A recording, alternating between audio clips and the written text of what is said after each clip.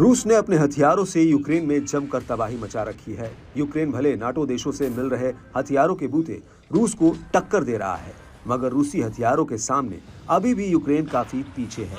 रूस के खतरनाक हथियारों के आगे यूक्रेन के हथियार अब तक नाकाफी रहे हैं। रूस के खतरनाक हथियार अब भी यूक्रेन पर भारी पड़ रहे हैं। यूक्रेन के पास ऐसा कोई हथियार नहीं है जो रूस के भीषण हथियारों को रोक सके। दावा है कि रूस ने यूक्रेन की राजधानी कीव पर सबसे ज्यादा हमले किए हैं। इस बीच रूस ने 17 नवंबर को यूक्रेन पर हवाई हमलों की ताबड़तोड़ बौछार की।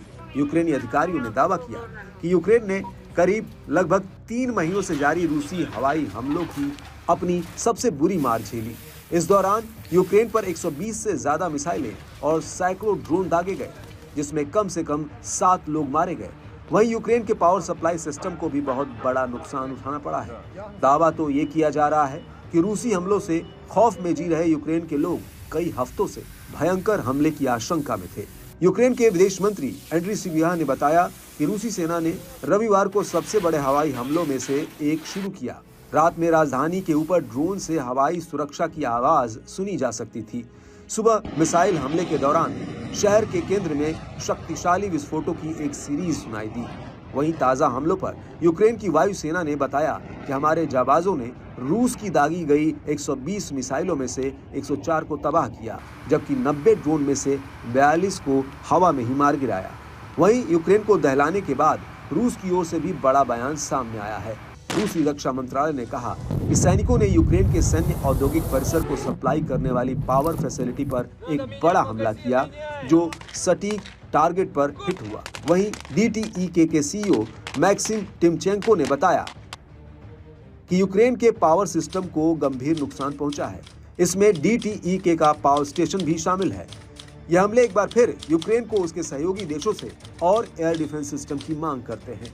रूसी हमलों से बौखलाए यूक्रेनी राष्ट्रपति ने कहा कि बड़े पैमाने पर हमलों ने यूक्रेन के सभी इलाकों को निशाना बनाया। 210 ड्रोनів і ракет одразу, в тому числі दक्षिण में माइकोलाइव में रात भर हुए ड्रोन हमले में 2 लोग मारे गए। इसके अलावा पोलैंड बॉर्डर पर ल्विव इलाके में एक कार में सवार महिला की मौत हुई।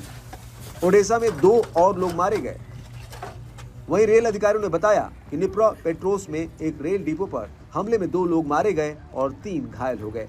बता दें कि रूस के यूक्रेन पर हमलों के बाद 1000वें दिन के करीब पहुंचने पर हमलों की ये बड़ी लहर आई। रूस ने आखिरी बार 26 अगस्त को कीव पर बड़ा हमला किया था। उस दौरान यूक्रेन के अलग अलग कोने में 200 से ज्यादा ड्रोन और मिसाइलों की बौछार हुए, जिसमें 7 लोग मारे गए थे। बताया जाता है कि रूस के हमले ने यूक्रेन पर और दबाव डाला है। खास बात है कि रूस ने यह हमला ऐसे वक्त किया है जब इसी महीने अमेरिकी राष्ट्रपति चुनाव में डोनाल्ड ट्रंप ने बड़ी जीत दर्ज की। साथ ही मौजूदा युद्ध को खत्म कराने की भी कसम खाई है। बता दें कि रूस युद्ध की शुरुआत से ही यूक्रेन के ऊर्जा ठिकानों और बुनियादी ढांचे को निशाना बनाकर